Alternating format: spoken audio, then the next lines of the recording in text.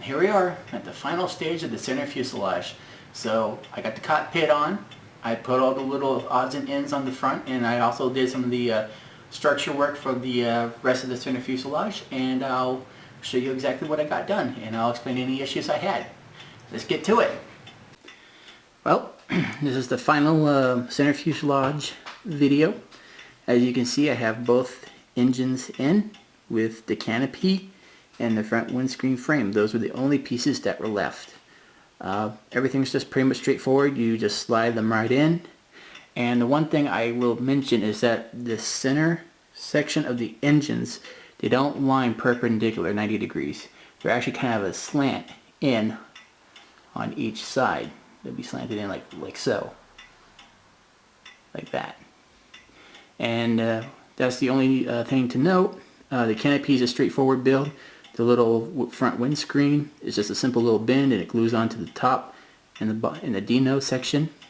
One thing I would note about this model, and I think it would really make it pop out really neat, is if Jasmine were able to make a clear plastic piece for this. I think that would be an excellent addition to this model. For you scratch builders out there, that might be something you want to kind of take up. Remember, it would be two pieces. You would have this overall piece and then the front. But that's just a little note. I even went ahead and built the wing. Now the wing, pretty straightforward piece. It's actually surprisingly stiff and rigid for a little piece of stainless steel foil. There's nothing really interesting or to note within the wing. Just take your time with it, especially when you start adding in these ribs and then the wing spoilers. Just take your time. Bending these little ribs here was the hardest part, actually, I think, of the whole model. When it actually came to actually doing something, this was hard. Everything else is like usually finagling and everything else, but physically just handling the piece, this was the hardest.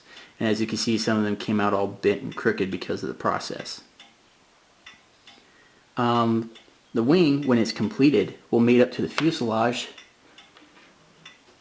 like so. And one thing that's really cool about this model is they actually follow the actual construction hard points. So everything just kind of goes together as it would have for the real aircraft. And there we go. Just slide it in. And of course you have to glue it all together, but once it's together, it's just like this.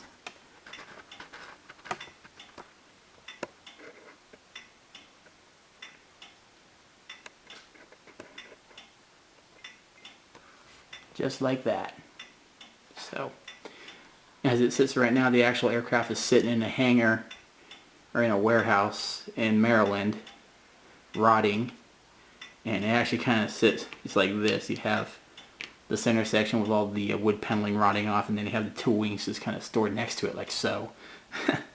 Just a little historical commentary on that. Other than that, that's it. The final video will be the full assembled aircraft and my final thoughts on the kit. Enjoy it.